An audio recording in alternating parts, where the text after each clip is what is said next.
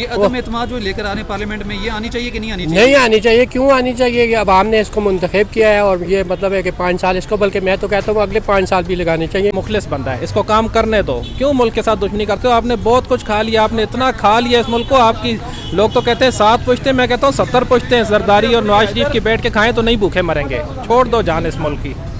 Corruption کرنا چاہ رہے ہیں وہ سارے، بات ساری یہ ہے اور کوئی وجہ نہیں ہے. حرم سے آیا ہوں، میں مکہ میں جاب کرتا ہوں حرم میں. میں نے عمران خان سے ذاتی ملاقات بھی کی ہے. وہ ایک بہت دیدہ دلیر آدمی ہے، وہ کسی چیز سے گھبرانے والے نہیں ہیں.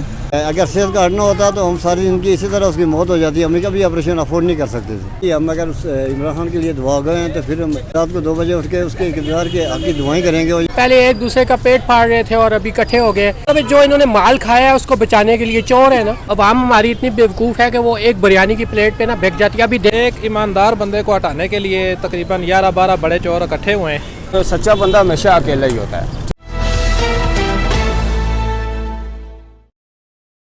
بسم اللہ الرحمن الرحیم. سر جی، نہایت ہی آداب کے ساتھ عرض خدمت یہ ہے کہ جب شروع میں الیکشن سے 1 سال پہلے میں ان کے حق میں تھا، میں نے ان کے لیے بہت کامیابی کی دعائیں دی. پھر برسات اقتدار آنے سے بعد کچھ حالات ایسے دیکھیے میڈیا کی خبروں کے ذریعے میں ان کے خلاف ہو گیا. درمیان میں میری ایک سسٹر تھی جس کا گلٹ تھا بہت بڑا، تو صحت کارڈ کے مطابق اس کا آپریشن ہوا. پھر میں اس پہ خوش ہو گیا.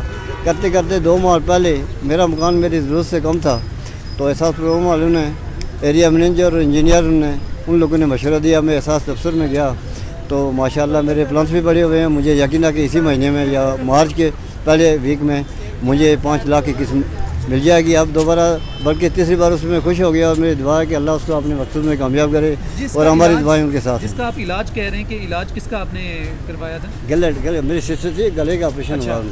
تو وہ صحت کارڈ سے فری ہوا ہے؟ وہ فری ہوا ہے. اچھا، وہ اس سے آپ مطمئن ہیں؟ بالکل میگا کمپلیکس میں ہوا ہے، بالکل فری ہوا ہے، مطمئن ہے. اور یہ اگر صحت کارڈ نہ ہوتا تو ہم ساری زندگی اسی طرح اس کی موت ہو جاتی. ہم کبھی آپریشن افورڈ نہیں کر سکتے تھے. ہم اگر عمران خان کے لیے دعا گئے ہیں تو پھر ہم ایسا کریں گے رات کو 2 بجے اٹھ کے اس کے اقتدار کے حق کی دعائیں کریں گے. اور یہ لوگ غلط کر رہے ہیں، یہ آگے تو کیا کریں گے؟ یہ جو چل رہا ہے ابھی 3.5 سال ہو گئے ہیں، 1.5 سال باقی ہے. انشاءاللہ جیسے میرے 2 کام ہوئے ہیں تو انشاءاللہ تمام لوگوں کے معاملات میں مہنگائی بھی کم ہو جائے گی. یہ تو پورے ورلڈ میں، پوری دنیا میں مہنگائی ہے، ایک خالی پاکستان میں نہیں ہے. یہ چوروں کا ایک گروپ ہے جو کہ اب یہ دوبارہ سے اکٹھے ہوئے. پہلے ایک دوسرے کے یہ خلاف تھے، اب یہ جو ہے کچھ اچھے کام ہوئے ہیں جس کی وجہ سے اب یہ اکٹھے ہونا چاہ رہے ہیں کہ یہ عمران خان کو اتارنا چاہتے ہیں، اسی حکومت کو ڈسیبل کرنا چاہتے ہیں. حرم سے آیا ہوں، میں مکہ میں جاب کرتا ہوں حرم میں. میں نے عمران خان سے ذاتی ملاقات بھی کی ہے. وہ ایک بہت دیدہ دلیر آدمی ہے، وہ کسی چیز سے گھبرانے والے نہیں ہیں. نہ وہ گھبراتے ہیں اور نہ وہ کوئی کسی قسم کی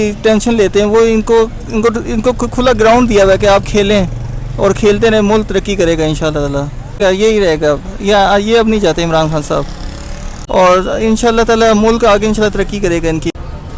وزیر اعظم عمران خان کے خلاف تحریک عدم اعتماد آنی چاہیے کہ نہیں آنی چاہیے؟ سر نہیں آنی چاہیے. میں تو کہتا ہوں سراسر غلط کیا جا رہا ہے، کیونکہ پاکستان کی خوش نصیبی تھی کہ اتنے عرصے میں قائد اعظم کے بعد پہلی دفعہ کوئی مخلص لیڈر ملا ہے اس ملک کو. تو اس ایک ایماندار بندے کو ہٹانے کے لیے تقریباً 11-12 بڑے چور اکٹھے ہوئے ہیں. تو غلط ہو رہا ہے جو بھی ہو رہا ہے. اکٹھے کیوں ہیں؟ وہ اپنی سیاست بچانے کے لیے ہوئے ہیں. دیکھیں آپ کہ ایک ایماندار بندے کو ہٹانے کے لیے 10-11 کرپٹ بندے اکٹھے ہوئے ہیں.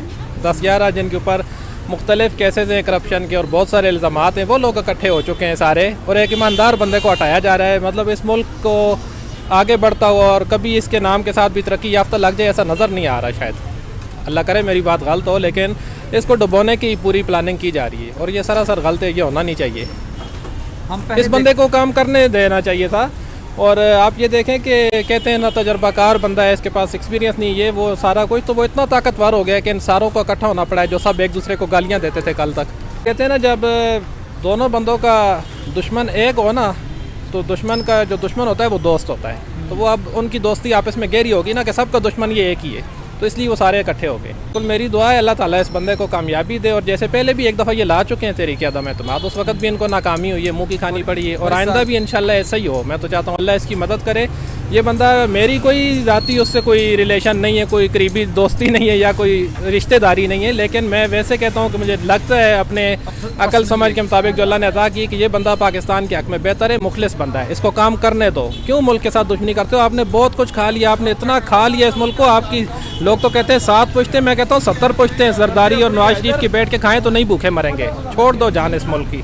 सर ये है कि जब जरदारी का दौर था ना तो हम इतने तंग थे कि ये 10% था, हर चीज़ में हमने दरख्वास्त दी, उसके 10 रुपये लेता था, मतलब और मतलब इतने हम तंग थे। इस दौर में इतना है कि कम अज़ कम हमें ये तो है ना, कोई पैसे नहीं खा रहा। महंगाई तो पूरी दुनिया में है, डीजल कहाँ तक पहुँच गया, पेट्रोल कहाँ पहुँच गया, आलमी दुनिया में। घी हमारा बाहर से आ रहा है, पाकिस्तान में जो चीज़ पैदा होती है वो तो सस्ती है, लेकिन जो बाहर से आ रही है वो तो तंग है ना। ये अदम एतमाद जो लेकर आने पार्लियामेंट में, ये आनी चाहिए कि नहीं आनी चाहिए? नहीं आनी चाहिए। क्यों आनी चाहिए? अब हमने इसको मुंतखब किया है और ये मतलब है कि 5 साल इसको, बल्कि मैं तो कहता हूँ अगले 5 साल भी लगाने चाहिए, क्या कि मुल्क को एक मतलब सिप्लाइज कर ले पूरा, मतलब एक निज़ाम चल जाए। ये पहले इन्होंने 30 साल क्या कर लिया यहाँ। शहबाज शरीफ और जरदारी इकट्ठे क्यों हुए हैं?